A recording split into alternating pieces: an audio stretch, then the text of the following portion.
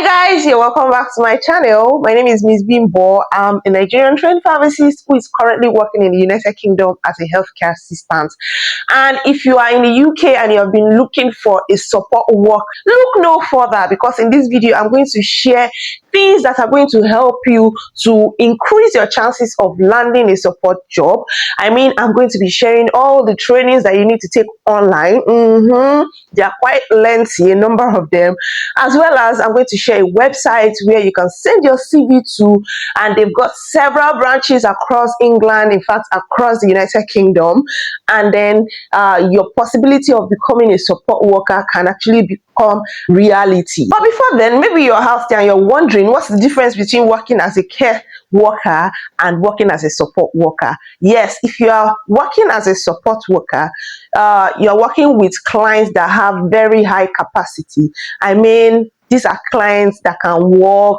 You do not necessarily need to use moving aids for them, like sling and hoist. They may not require the use of more lift to move around, although some of them may require the use of wheelchairs. As a support worker, all you have to do is, provide companionship, like help them, engage with them to do what they love to do. Like if your client loves to travel, that means as a support worker, you'll be traveling the world with your clients. If it is somebody who likes to shop, that means you might have to be driving these clients everywhere he or she desires to go shopping, and then you'll be shopping together. If it's somebody that likes to swim, that likes to be outdoors, that means you'll be going out often.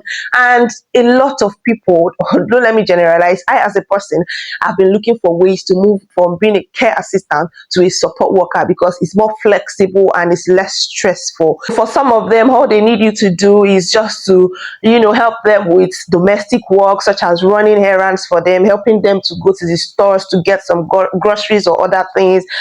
Some of them just require you to do their laundry. You wash their clothes, you iron their clothing, you cook, you tidy up their house. And some of them you just call to remind them of their medications. You help them with their prescriptions. For me, I've been taking these courses on eCloud Learning, and I didn't pay for these courses because my company is actually training me. My company sent me these particular courses to take, and I found out that these courses are for support workers, because like I said in my previous video where I shared interview questions that I had for a support work role, it's interchangeably used sometimes. Being a carer and being a support worker is interwoven. You cannot actually separate the two. But the main difference is just that for care, promoting the independence of the client. However, you are doing majority of these things for them, because some of them are at end of life, some of them are immobile, so you are doing quite a lot of things. Unlike when you are doing support, you are working, you are doing things with this client, not for this client. So let me dive straight into the courses before I talk too much. So you see me looking down, I wrote them here. The first course that you might want to take is dementia awareness, because working in support, you might have clients with dementia that tend to forget things a lot. So you need to take training on dementia awareness. Another course you need to take is learning disability and autism. You need to take courses on learning disability and autism. Another one is mental capacity hacks with deprivation of liberty safeguards. That is MCA dolls. So I'm going to be showing them on the screen, and probably show some of the courses where I saw that they were referring to me as a support worker. You get, because where I currently work, we have different sections. We have sections for residents.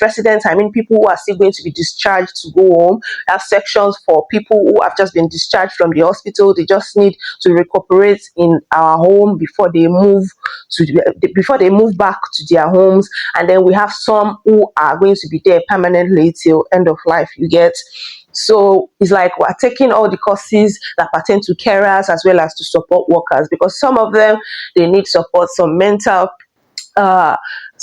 sections of the care home where I currently work. Another course you might need to take is self-harm awareness, because some of your clients might, have the tendency of harming themselves. So you need to take the course on self-harm awareness, basic life support. So this basic life support is for everybody. As a carer, as a support worker, you need to know what to do when your client is in emergency. It includes giving CPR, includes knowing when your client is responsive or non-responsive and the likes.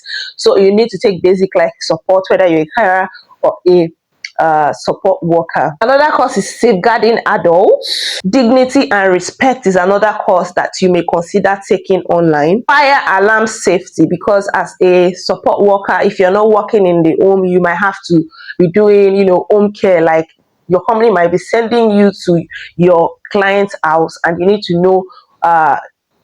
know something about fire alarms and what to do in case there's a fire outbreak or something. Another course is GDPR protection, and that is talking about confidentiality, because in care or in social work, as the case may be, confidentiality is very paramount. Another course is dignity and respect, because in healthcare, in any sector whatsoever, dignity and respect is something that they don't joke with here.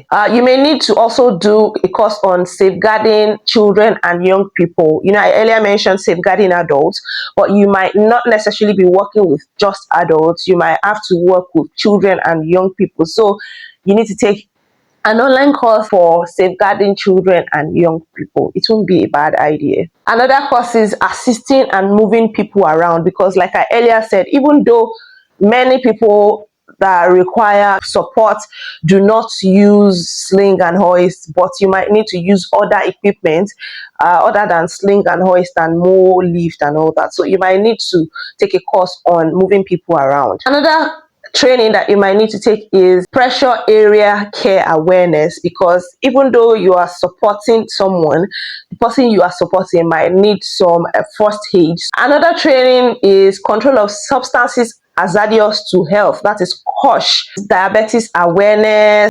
TCC SO1, understanding your role, is another course that I'm taking, and I will recommend that you also consider taking. Equality and diversity, food hygiene, infection control, health and safety. And that's all I have here. So talking about the website I promised you earlier, because I don't want these videos to be too long, I'm going to be sharing these two companies that are constantly recruiting support workers in the United Kingdom, in fact across the United Kingdom, in another video separately. So there are two companies that are constantly, I know people who have applied and who got these jobs. One of them is currently sponsoring people, while the other one is not sponsoring. They stated clearly that they are not sponsoring, but one of them I am sure that they are sponsoring, but what I'm not sure of is whether they are sponsoring from outside the UK or within the UK. So if today is your first time coming across my channel, what are you waiting for? Smash your subscribe button, like this video, share this video out, and then turn on notifications so that the next video I make about this job advert, you'll be able to get notified to watch it. Thank you for watching, and I hope to see you in my next video.